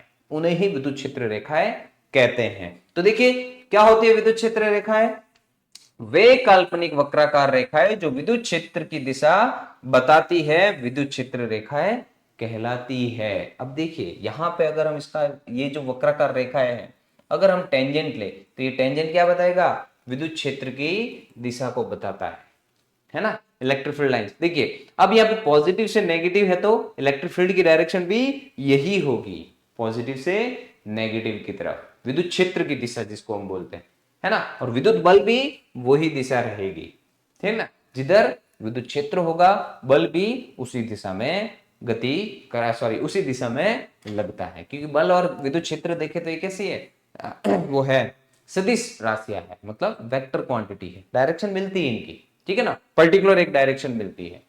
तो देखिए, तो क्या होती है विद्युत क्षेत्र रेखा है, वे काल्पनिक वक्राकार रेखा है जो विद्युत क्षेत्र की दिशा को इंडिकेट करती है, या विद्युत क्षेत्र की दिशा को बताती है, विद्युत क्षेत्र रेखाएं कहलाती है कैसी, ये काल्पनिक है, और कैसी, वक्राकार होती है, और कैसी होती है, ओपन होती है, ठीक है ना, ओपन लूप बनाती है, sorry, open loop, close loop नहीं बनाती।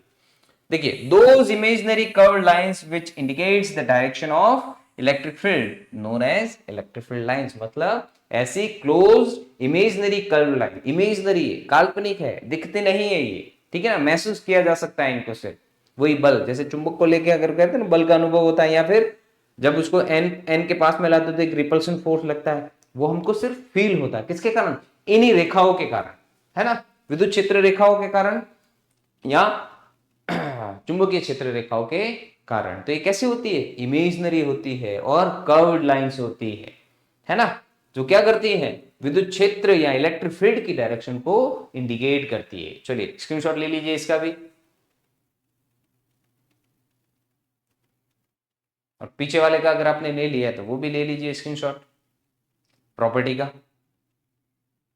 पहले इसका स्क्रीनशॉट ले लीजिए, चलिए अब इसका ले लीजिए स्क्रीनशॉट। चलिए अभी हम चलते हैं आगे अपने, नेक्स्ट क्या है, properties of electric field lines. जो हमने विद्युत क्षेत्र रेखा लिया ना, जो इमेजिनरी क्लोज कर्व लाइंस है, बंद वक्राकार सॉरी इमेजिनरी कर्व लाइंस है, कैसी है, काल्पनिक वक्राकार रेखाएं है जो पॉजिटिव से निकलती है और नेगेटिव से। तो पहले प्रॉपर्टी तो यही होगी इसकी कि क्या, ये पॉजिटिव से निकलती है और नेगेटिव में टर्मिनेट होती है, मतलब पॉजिटिव से ओरिजिनेट होती है और नेगेटिव में टर्मिनेट होती है, मतलब धनावेश से उत्पन्न होती है और ऋण आवेश में क्या होती है, क्या होती है, समाहित हो जाती है। तो देखिए यही पहला पॉइंट भी है इसकी प्रॉपर्टीज, किसकी, विद्युत क्षेत्र रेखाओं के गुण ले रहे हैं, विद्युत क्षेत्र रेखाओं की प्रॉपर्टी ले रहे हैं, ठीक है ना। इलेक्ट्रिक फील्ड लाइंस की प्रॉपर्टी क्या है, electric field lines starts from positive charge and and on negative charge. देखिए क्या है, इलेक्ट्रिक फील्ड लाइंस जो है कहां से स्टार्ट हो रही है, पॉजिटिव से स्टार्ट हो रही है और नेगेटिव पे क्या हो रही है, एंड हो रही है, मतलब they originate from positive charge and terminate on negative charge। originate कहां से हो रही है, पॉजिटिव चार्ज से, और टर्मिनेट कहां हो रही है, नेगेटिव चार्ज पे। तो if only one charge is present, ये मैंने अभी बताया था थोड़ी देर पहले कि अगर सिर्फ एक अकेला चार्ज ही है, चाहे पॉजिटिव हो या नेगेटिव, तो उसके लिए इलेक्ट्रिक फील्ड लाइंस क्या हो सकती है, फिर क्या हो सकती है, इनफाइनाइट तक वो क्या कर सकता है। If only one charge is present, the lines extended to infinity, मतलब कहां तक एक्सटेंड कर सकता है वो, इनफाइनाइट तक एक्सटेंड कर सकता है अगर एक ही चार्ज है, लेकिन इनफाइनाइट तक एक्सटेंड करने के लिए उसका अमाउंट भी ज्यादा होना चाहिए, ठीक है ना। तो अगर अकेला एक चार्ज प्रेजेंट है तो वो लाइन जो है कहां तक, इनफाइनाइट तक एक्सटेंड कर सकता है। देखिए क्या है, विद्युत क्षेत्र रेखाएं धनात्मक आवेश से प्रारंभ होकर ऋणात्मक आवेश पर समाप्त होती है, धनात्मक पर स्टार्ट होकर ऋणात्मक पर समाप्त होती है। वे धनात्मक आवेशों से उत्पन्न होते हैं और ऋणात्मक आवेशों पर समाप्त होती है, मतलब धनात्मक आवेशों से उत्पन्न होती है और ऋणात्मक आवेशों में क्या होती है, समाप्त हो जाती है। तो यदि केवल एक आवेश अगर मौजूद है, अगर एक अकेला ही आवेश कहीं पे मौजूद है, तो रेखाएं अनंत तक विस्तारित होती है। तो रेखाएं जो वो अनंत तक क्या है, विस्तारित होती है या हो सकती है, ठीक है ना। चलिए अब देखिए, ये तो इसकी पहली प्रॉपर्टी थी, ये तो हमको पता ही था वैसे भी आगे, ये इसकी प्रॉपर्टी है कि भाई ये विद्युत क्षेत्र रेखाएं जो है धनावेश से उत्पन्न होती है और ऋणावेश में समाप्त होती है, टर्मिनेट होती है, ठीक है ना, समाहित होती है। दूसरा क्या है, the tangent at any point on the field lines gives the direction of electric field, कि इन पर अगर किसी भी पॉइंट पर एक टेंजेंट ले, क्या करें, किसी भी पॉइंट पर अगर हम टेंजेंट ले तो वो किसकी दिशा बताएगा, विद्युत क्षेत्र की या इलेक्ट्रिक फील्ड की डायरेक्शन शो करते हैं। तो ये इनकी प्रॉपर्टी है और इसकी डेफिनेशन भी यही ली थी हमने। देखिए विद्युत क्षेत्र रेखा क्या होती है, जो इलेक्ट्रिक फील्ड जो है, सॉरी विद्युत क्षेत्र की दिशा जो है वो बताती है, मतलब इलेक्ट्रिक फील्ड की डायरेक्शन क्या करती है, ये बताती है। देखिए indicates the direction of electric field, ये तो ली थी हमने डेफिनेशन भी। चलिए तो ये इसका दूसरा पॉइंट है कि क्षेत्र रेखा पर किसी भी बिंदु पर अगर स्पर्श रेखा ले तो वो विद्युत क्षेत्र की दिशा बताती है, मतलब क्षेत्र रेखा पर किसी भी बिंदु पर स्पर्श रेखा विद्युत क्षेत्र की दिशा बताती है, ठीक है ना। तो ये इसका दूसरा पॉइंट है, हमने जो इसके गुण लिए, प्रॉपर्टी ले रहे हैं, है ना। दूसरी देखो टेंजेंट क्यों, क्योंकि वक्राकार है, तो वक्राकार है तो किसी भी बिंदु पर टेंजेंट तो मिलेगा ही मिलेगा हमको, स्पर्श रेखा तो, है ना, इसीलिए। नेक्स्ट देखो थर्ड पॉइंट क्या कह रहा है, electric field lines never intersect each other, मतलब विद्युत क्षेत्र रेखाएं कभी भी एक दूसरे को, यहां पे भी देखो क्या कोई किसी एक दूसरे को क्रॉस कर रही है, नहीं कर रही है, सभी देखो अलग अलग जगह से निकल रही है। यहां पे भी जो जा रही है तो वो भी पैरेलल रह रही है, एक दूसरे के समांतर रह रही है, कैसी समांतर। तो विद्युत क्षेत्र, ये भी आप एक बता सकते हो एक्स्ट्रा पॉइंट कि विद्युत क्षेत्र रेखा हमेशा एक दूसरे से समांतर होती है, गुजरती है, ठीक है ना। तो देखिए ये कभी भी एक दूसरे को काटती नहीं है, प्रतिच्छेद नहीं करती, इंटरसेक्ट नहीं करती है। इफ द इंटरसेक्ट, अगर वो इंटरसेक्टेड है, it would be in two direction of electric field at the same point which is impossible. कि मान लो यहां पर ये जैसे पॉजिटिव चार्ज है और ये नेगेटिव चार्ज है, यहां से ये गई, इसमें जा रही है, ठीक है, ये भी इसमें जा रही है, ठीक है, लेकिन कोई अगर जाके यहां से ऐसे टकरा रही है ना, इसका मतलब उधर जा रही है, तो यहाँ पे क्या चीज देखने को मिलेगा, इस पर्टिकुलर पॉइंट पर तो इलेक्ट्रिक फील्ड जीरो, जहां पे भी इंटरसेक्ट कर रही है वहां पे भी विद्युत क्षेत्र क्या हो जाएगा, जीरो, है ना। या फिर क्योंकि यहाँ पे क्रॉस वो कब कर सकती है, जब विद्युत क्षेत्र की दिशा एक समान है तब तो वो ऐसे ही जाएगी। क्रॉस कब करेगी कि एक इधर जा रही है और दूसरा ऐसे आ जाए, मतलब विद्युत क्षेत्र की दिशा एक तो ऐसे और एक ऐसे, दो दिशा हो सकती है क्या, नहीं हो सकती ना। तो अगर इलेक्ट्रिक फील्ड की ये अगर पॉसिबल है नहीं वैसे कि दो इलेक्ट्रिक फील्ड लाइंस की या विद्युत क्षेत्र की दिशा दो हो सकती है ना, वो पॉसिबल नहीं है। और वैसा ये तभी काट सकती है जब ऐसा पॉसिबल हो कि विद्युत क्षेत्र की दो दिशाएं मिले हमको, है ना, जो कि संभव नहीं है या असंभव है। या फिर जहां पे भी काटेगी तो वहां पे विद्युत क्षेत्र क्या हो जाएगा, शून्य हो जाएगा, मतलब आवेश होते हुए भी उसके पास में कोई भी बल का अनुभव नहीं कर पाएगा, कोई भी आवेश होते हुए भी। लेकिन ये तो प्रॉपर्टी मैंने क्या बताई थी आपको कि ऐसी प्रॉपर्टी होती है जिसके कारण कुछ ना कुछ बल का अनुभव करता है ना। तो अगर आवेश है लेकिन उसके चारों तरफ विद्युत क्षेत्र नहीं है, क्यों, क्योंकि दोनों एक दूसरे को काट रही है। क्यों, क्योंकि बल एक की बल की दिशा अलग है, दूसरा बल की दिशा अलग है, जो कि पॉसिबल नहीं है। आवेश है तो उसके चारों तरफ कुछ ना कुछ विद्युत क्षेत्र भी मिलेगा, मतलब कुछ ना कुछ इलेक्ट्रिक फील्ड भी मिलेगा और कुछ ना कुछ वो फोर्स भी फील करवाएगा करेगा। लेकिन अगर इलेक्ट्रिक फील्ड जीरो हो गया, दोनों एक दूसरे को क्रॉस कर जाए, तो वहां पे तो इलेक्ट्रिक फील्ड क्या हो जाएगा, जीरो हो जाएगा, मतलब इलेक्ट्रिक फील्ड मिल ही नहीं रहा है उसके चारों तरफ विद्युत क्षेत्र, तो क्या वो बल का अनुभव करेगी, नहीं करेगी, जो कि संभव नहीं है, असंभव है ये, ठीक है ना। तो ये कभी भी एक दूसरे को इंटरसेक्ट नहीं करती, नहीं काटती है। अगर ऐसा हो जाए इसका मतलब विद्युत इलेक्ट्रिक फील्ड की मतलब विद्युत क्षेत्र की दो दिशा मिल रही है, जो कि संभव नहीं है। एक ही पॉइंट पर दो विद्युत क्षेत्र की दिशा नहीं मिल सकती, मतलब किसी एक ही पर्टिकुलर पॉइंट पर, यहां पे भी जैसे यहाँ से काट के इधर है तो यहाँ पे इलेक्ट्रिक फील्ड की दो डायरेक्शन नहीं मिल सकती, इधर तो इलेक्ट्रिक फील्ड इधर है और ये इधर की साइड जा रहा है, तो वो दो इलेक्ट्रिक फील्ड की डायरेक्शन हमको एक ही पॉइंट पर नहीं मिलती है, नहीं मिल सकती, जो कि असंभव है। मतलब विद्युत क्षेत्र रेखाएं जो है कभी भी एक दूसरे को नहीं काटती है, और यदि वे काटती है या प्रतिच्छेद करती है तो इसका मतलब है कि एक ही बिंदु पर विद्युत क्षेत्र की दो दिशाएं होंगी, जो कि असंभव है ना। ये बताया था मैंने आपको। चलिए नेक्स्ट देखो, फोर्थ अगर प्रॉपर्टी ले तो ये क्या है, क्या है, चौथी प्रॉपर्टी ये कह रही है कि जिस भी चार्ज से वो निकल रही है, जिस भी वस्तु से विद्युत क्षेत्र रेखाएं निकल रही है, जहां से भी निकल रही है, भले किधर से भी कैसे भी निकल रही है, अब ऑब्जेक्ट जो है वो कैसा भी हो सकता है, ये जैसे इस टाइप का है तो यहाँ से विद्युत क्षेत्र रेखाएं निकल रही है, इसके इधर से भी निकल रही है, इधर से भी, क्योंकि पूरा आवेशित है, तो आवेश यहाँ पे भी होगा तो ये इधर भी निकल रही है विद्युत क्षेत्र रेखा, इधर इधर इधर सब जगह से निकल रही है, जैसा इसमें भी देख रहे हो अगर पीछे, तो सब जगह से निकल रही है, यहाँ पे देखिए, है ना। तो यहां जहां से भी वो निकलेगी वो हमेशा उस वस्तु के साथ, जहां से भी निकल रही है, जहां से जिस पर्टिकुलर पॉइंट से उस वस्तु से उस रेखा की हमेशा क्या रहेगी, कैसी, परपेंडिकुलर रहेगी, मतलब वो लंबवत रहेगी जहां से भी निकलेगी उस पर्टिकुलर पॉइंट से। तो देखिए electric field lines are perpendicular to the surface of a charge conductor. अब देखिए ये बताया मैंने, ये अगर देखे इसका शेप अलग है ना, अब इधर से निकल रही है मान लो विद्युत क्षेत्र रेखा, तो हमको पता है कि भाई ये फ्लैट है, इसके ऊपर तो वो परपेंडिकुलर रह रहा है, लेकिन यहाँ पे देखिए कर्व सरफेस है, तो यहां से भी जब निकल रहा है इधर से भी निकल रहा है, मतलब जिस भी जहां से भी विद्युत क्षेत्र रेखा निकल रही है जिस पर्टिकुलर सरफेस से, जिस सतह से, उस सतह के साथ हमेशा उस सतह जहां से निकल रही है उस सतह से हमेशा वो परपेंडिकुलर ही निकलेगी, लंबवत ही बाहर निकलेगी, है ना। ऐसा नहीं कि सतह ऐसे और वो ऐसे टेंजेंशियल इसके पास टेंजेंशियल ऐसे निकल रही, वो नहीं होगा, वो हमेशा उसके लंबवत ही निकलेगी और हमेशा उसके लंबवत ही रहेगी उस सरफेस के साथ, ठीक है ना। तो क्या है, विद्युत क्षेत्र रेखाएं आवेशित चालक की सतह पर लंबवत होती है, ये हमेशा ध्यान रखना। विद्युत क्षेत्र रेखाएं जो है वो हमेशा जहां से निकल रही है वहां हमेशा लंबवत ही होगी उस सतह पर, ठीक है ना। देखिए नेक्स्ट क्या है, no electric field lines exist inside a conductor in electrostatic equilibrium.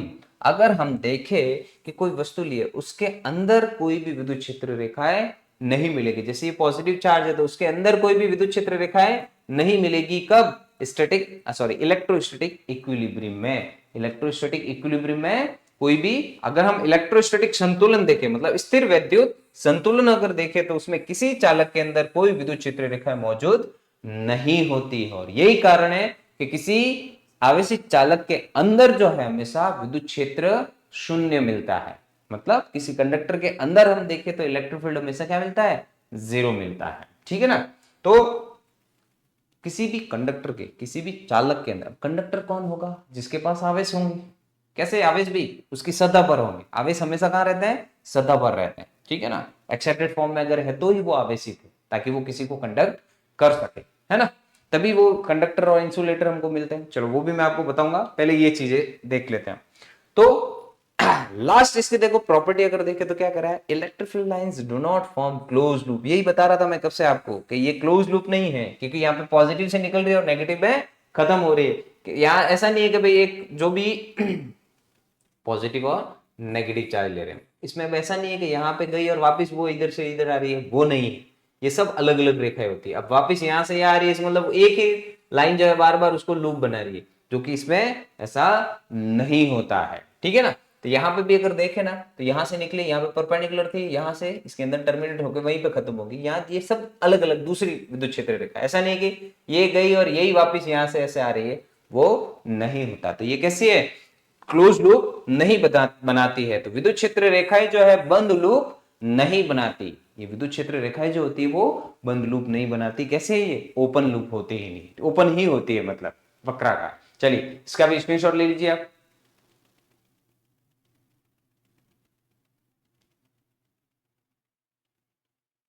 चलिए तो देखिए, ये हमने इसके क्या लिया, विद्युत आवेश की हमने प्रॉपर्टी ली है। ठीक है ना। अब देखो प्रॉपर्टी ले ली हमने चार्जेस की। अभी मैंने आपको चीज बताई थी कि किसी पर ये प्रॉपर्टी या तो होगी या नहीं होगी। मतलब किसी भी वस्तु पर या तो कोई चार्ज होगा या फिर नहीं होगा। अब चार्ज होगा तो कंडक्ट करेगा, अनचार्ज है तो वो कंडक्ट नहीं करेगा, है ना।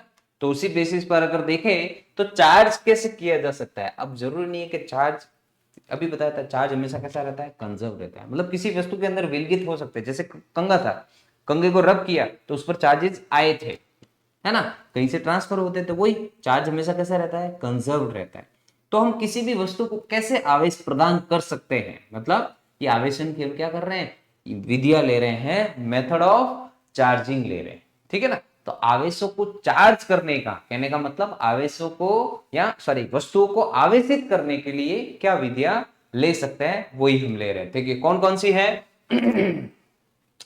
एक तो है चार्जिंग बाय फ्रिक्शन, घर्षण द्वारा, जो भी कंगे का लिया था मैंने, बलून वाला भी बताया था, वही है। तो किसी पिंड को आवेशित करने के, किसी पिंड को चार्ज करने की तीन मुख्य विधियां, मतलब there are three main methods to charging any body और ऑब्जेक्ट। तो किसी वस्तु को चार्ज करने के लिए तीन मेथड है यहाँ पे। कितने, तीन मेथड है। कौन कौन से, एक तो है देखो चार्जिंग बाय फ्रिक्शन, घर्षण द्वारा आवेशन, कि when two neutral bodies are rubbed against each other, electron transfer from one body to another। देखो जब दो न्यूट्रल बॉडीज, क्योंकि अगर हम एटम भी देखें तो वो भी इलेक्ट्रिकली कैसा होता है, न्यूट्रल होता है, जिसमें पॉजिटिव चार्ज भी होते हैं और नेगेटिव, लेकिन वो विलगित होते हैं, उसकी सतह पर नहीं होते, है ना। तो उसकी सतह पर हम कैसे लाए, उसके लिए हमको क्या करना पड़ता है, कुछ ना कुछ उसको एनर्जी देनी पड़ती है, कुछ मेथड उसको देना पड़ता है। उसके अंदर विलगित है आवेश, लेकिन उनको एक्साइटेड फॉर्म में कैसे लाए, तो वो आवेशित हो सकता है, चार्ज हो सकता है, या तो पॉजिटिवली चार्ज होगा या नेगेटिवली चार्ज। तो यही कर रहे हैं। देखो घर्षण से क्या हो रहा है, रबिंग करने से, बाय चार्जिंग बाय फ्रिक्शन है, या इसको फिजिकल कांटेक्ट मेथड भी कह सकते हैं। तो घर्षण द्वारा क्या हो रहा है कि जब दो न्यूट्रल ऑब्जेक्ट्स को इस एक दूसरे के अगेंस्ट रब किया जाता है, तो इलेक्ट्रॉन जो है एक बॉडी से दूसरी बॉडी में क्या होते हैं, ट्रांसफर होता है। जिससे एक बॉडी में ट्रांसफर हुए, जिस पर गए वो तो नेगेटिव चार्ज, और जिससे गए वो पॉजिटिवली चार्ज हो जाएगा, उसमें पॉजिटिव ही बचेगा, न्यूट्रल था पहले। तो नेगेटिव उसमें से उसमें ट्रांसफर हुए तो उसमें कौन से बचे, पॉजिटिव, तो वो नेगेटिवली चार्ज हो गया और ये पॉजिटिव। अब उन दोनों को पास में लाएंगे तो दोनों एक दूसरे को क्या करेंगे, अट्रैक्ट करेंगे। वही रीजन था कि पीछे जो बलून वाला बताया था, बलून जब रब करेंगे बालों पे, फिर उसके बाद में उसको वापस बाल के पास में लाएंगे तो क्या होगा, वो बालों को अट्रैक्ट करेगा, है ना, उसको आकर्षित करेगा। तो उसका रीजन ये है कि कुछ इलेक्ट्रॉन जो है एक में से दूसरे में ट्रांसफर हुए, तो दूसरा कैसा हो गया, पॉजिटिवली, और जिस पर इलेक्ट्रॉन गए वो नेगेटिवली चार्ज हो गया। तो जब दो अनावेशित पिंड एक दूसरे से रगड़ते हैं तो इलेक्ट्रॉन एक पिंड से दूसरे पिंड में क्या होते हैं, स्थानांतरित हो जाते हैं। ठीक है ना। तो जब अनावेशित पिंड को एक दूसरे से रगड़ते हैं तो कुछ इलेक्ट्रॉन एक में से दूसरे में क्या होते हैं, ट्रांसफर होते हैं, और दूसरा पॉजिटिवली और दे नेगेटिवली चार्ज, अपोजिट चार्ज हो जाते हैं। ठीक है ना। तो उसे दोनों अगर पास में लाए वापस अगर तो वो दोनों एक दूसरे को क्या करते हैं, आकर्षित करते हैं। तो इसमें देखो फॉर एग्जांपल ले रखा है कि when a glass rod is rubbed with silk the glass rod become positively charge, कि जब कांच की छड़ को रेशम से रगड़ा जाता है तो कांच की छड़ जो है वो धनावेशित हो जाती है। कांच की छड़ को किससे रब कर रहे हैं, किससे, सिल्क क्लॉथ से। कांच की रॉड को मतलब कांच की छड़ को रेशम से रगड़ रहे, मतलब एक सिल्क क्लॉथ से उसको क्या कर रहे हैं, रब कर रहे हैं, किसको, ग्लास रॉड को। तो उससे क्या होगा, जो ग्लास रॉड हो जाती है ना वो पॉजिटिवली चार्ज हो जाती है। इसका मतलब ग्लास रॉड से कुछ इलेक्ट्रॉन किसको गए, ग्लास रॉड पॉजिटिव हुई, मतलब ग्लास रॉड से कुछ इलेक्ट्रॉन जो है उसको ट्रांसफर हुए, किसको, उस सिल्क क्लॉथ को, है ना। तो सिल्क क्लॉथ को ट्रांसफर होने से अब सिल्क क्लॉथ तो कैसा हो गया, नेगेटिवली चार्ज, और जो ग्लास रॉड है वो पॉजिटिवली चार्ज। अब दोनों को पास में लाएंगे तो दोनों एक दूसरे को क्या करेंगे, अट्रैक्ट करेंगे, ठीक है ना। तो देखिए, तो ये चीज होती है फ्रिक्शन से कैसे किसी को ऑब्जेक्ट को हम चार्ज कर सकते हैं। दूसरा एक और दे रखा है, देखो when an ebonite rod is rubbed with for it becomes negatively charge, मतलब एबोनाइट रॉड को फर से, फर बोले तो जैसे बिल्ली के बाल हो गए या कुत्ते के बाल, उसके अगर ऊपर रब करते हैं वो भी सिल्की होते हैं, है ना।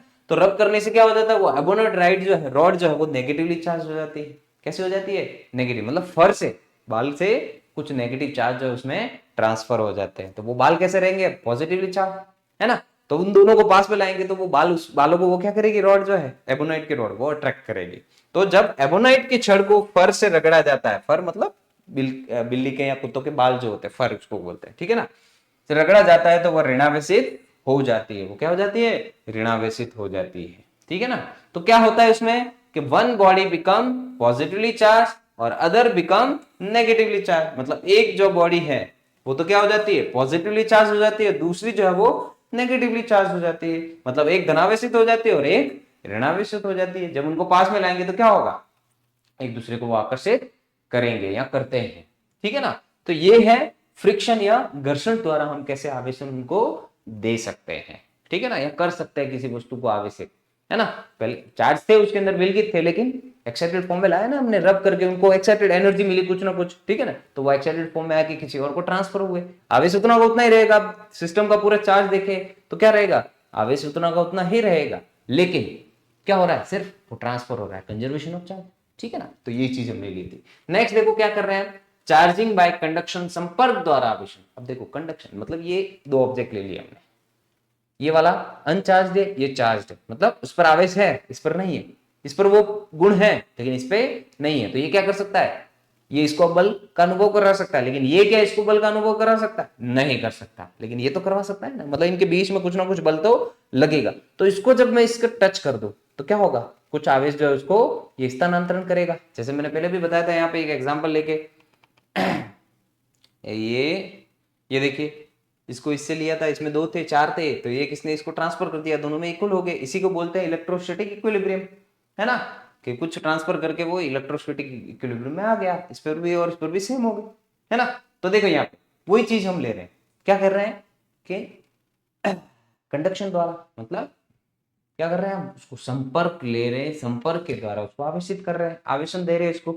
तो संपर्क से क्या मिल रहा है कि एक वस्तु को जो चार्ज है उसको अनचार्ज वस्तु से, मतलब जो आवेशित वस्तु है उसको अनावेशित वस्तु से जब कांटेक्ट में लाया जाता है, उसको संपर्क में लाया जाता है, तो कुछ आवेश वो अनावेशित वस्तु को क्या करेगा, ट्रांसफर करेगा। और कब तक करेगा, जब तक कि दोनों में समान ना आ जाए आवेश, ठीक है ना। तो तब तक उनका, तो ऐसे मेथड को या ऐसे जो तरीका है, विधि है आवेशन की, उसको हम क्या बोलते हैं, संपर्क द्वारा आवेशन, जिसमें फिजिकली कांटेक्ट हो रहा है, मतलब भौतिक संपर्क द्वारा। तो in this method a charged body is brought into direct contact with a neutral body, मतलब इस विधि में क्या कर रहे हैं, एक आवेशित वस्तु को एक तटस्थ वस्तु के सीधे संपर्क में लाया जाता है, तटस्थ या आवेशित, सॉरी न्यूट्रल, अनावेशित, ठीक है ना।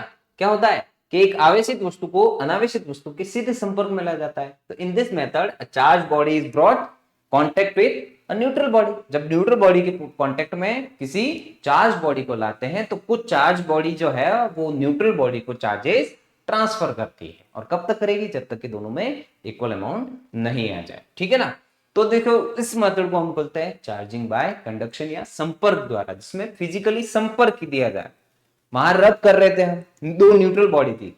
देखो फर्क क्या है इसमें, इसमें दोनों ही अनावेशित वस्तुएं थी, दोनों ही न्यूट्रल ऑब्जेक्ट था, इसमें एक न्यूट्रल है और एक चार्ज है, ठीक है ना, वो चीज है। तो देखिए a charged object touches a neutral conductor, क्या होता है इसमें, एक चार्ज ऑब्जेक्ट जो है एक न्यूट्रल कंडक्टर को, मतलब कोई अनावेशित वस्तु जो है किसी उदासीन चालक को स्पर्श किया जाता है ना। और the electron transfer between them, तो उनके बीच क्या होता है, इलेक्ट्रॉनों का स्थानांतरण होता है, उनके बीच में क्या मिलता है, इलेक्ट्रॉनों का स्थानांतरण मिलता है। तो न्यूट्रल बॉडी जो है वो चार्ज हो जाती है, मतलब उदासीन वस्तु भी क्या हो जाती है, आवेशित हो जाती है। ये मैंने बताया था, ये उदासीन था, ये आवेशित था, उसको उससे टच किया तो कुछ आवेश उसमें से ट्रांसफर हुए, कितने, जितने, अगर उसमें टोटल 10 है तो 5 इसको देगा और 5 अपने पास रखेगा, दोनों में समान आवेश हो जाएंगे, फिर रुक जाएगा आवेशों का ट्रांसफर होना, है ना।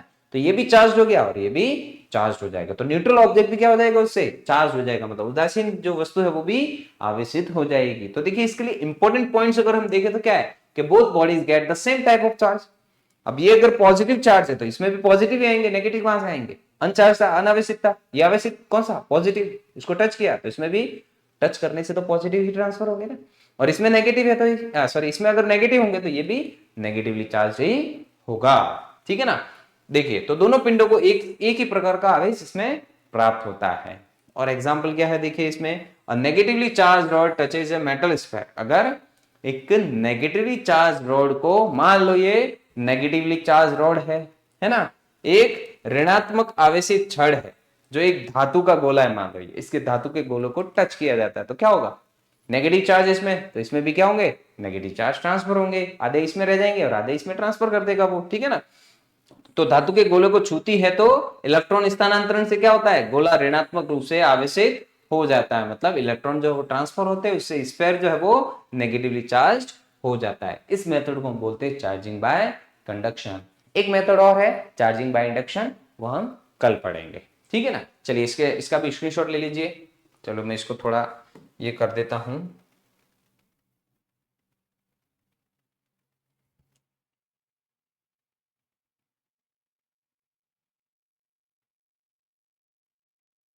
ताकि ये पूरा आप स्क्रीनशॉट में ले सको, आ जाए आपके। चलिए चलो मैं इसको मिटा भी देता हूं।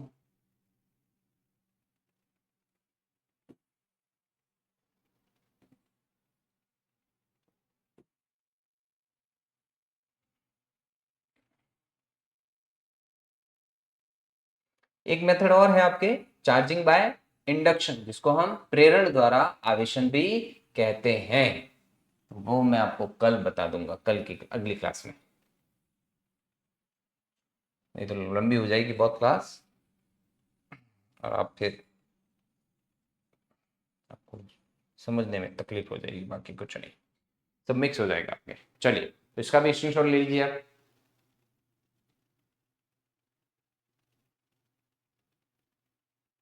चलिए तो आज हमने देखो क्या है कि आपका 12th वाला जो पोर्शन है इलेक्ट्रोस्टैटिक, वो हमने इलेक्ट्रोस्टैटिक जो है वो यूनिट हमने स्टार्ट की है। अब इलेक्ट्रोस्टैटिक क्या होता है, किसके कारण मिलता है, मेनली जो इसमें है चार्ज है, चार्ज के कारण जो है, चार्ज भी कैसा, स्थिर अवस्था में, मतलब रेस्ट पोजीशन पे अगर होगा तो उससे जो भी इफेक्ट्स हमको देखने को मिलेंगे, जितने भी इंसिडेंट्स हमको इसमें देखने को मिलेंगे, जैसे फोर्स फील कर रहा है, कितना कर रहा है, पॉजिटिव चार्ज, कितने टाइप के चार्जेस होते हैं, चार्ज क्या है, ये सारी चीजें आज हमने पढ़ ली, उसकी प्रॉपर्टीज क्या क्या है ना। तो ये सारी चीजें हमने इसमें पढ़ ली है। अब एक जो मेथड चार्जिंग का रह गया है वो हम अगली क्लास में जरूर पढ़ेंगे, ठीक है ना, जो कि कौन सा है, चार्जिंग बाय इंडक्शन, है ना, प्रेरण द्वारा आवेशन। चलिए तो वो कल अगली क्लास में हम लेते हैं, तब तक के लिए मुझे आगे दीजिए, नमस्कार, धन्यवाद।